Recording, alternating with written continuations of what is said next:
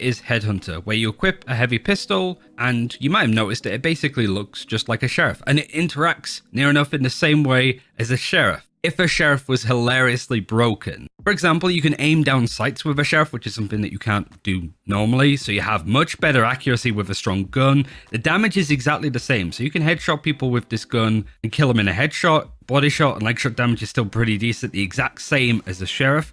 But with this ability, you have no bullet deviation at all.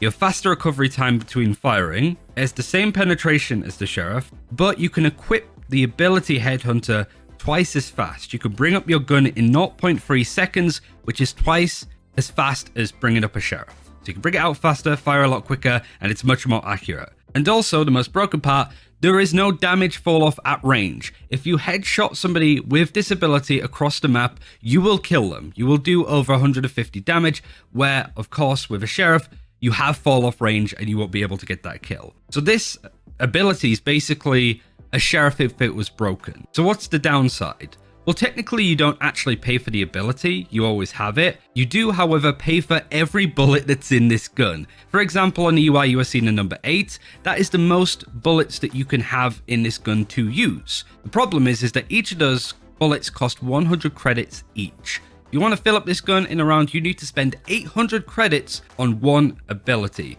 Of course, much like normal abilities in the game, if you have 8 shots, you use 3 in a round, you still have 5 left going into round number 2, you could just spend 300 credits more to get that up. So this is a very, very strong damage ability, but it is incredibly expensive. It is also worth adding that the gun works the same when it comes to movement inaccuracy, so you can't run and gun with this in comparison to the sheriff. It's still really wonky and you're not able to do that. So yeah, if you're good with the sheriff, you'll have a great old time with Chamber, I can tell you that much. It is just a damage dealing ability, there's no debuffs, there's no intel gathering. It's you bring out this weapon if you want to try and fight somebody and kill them.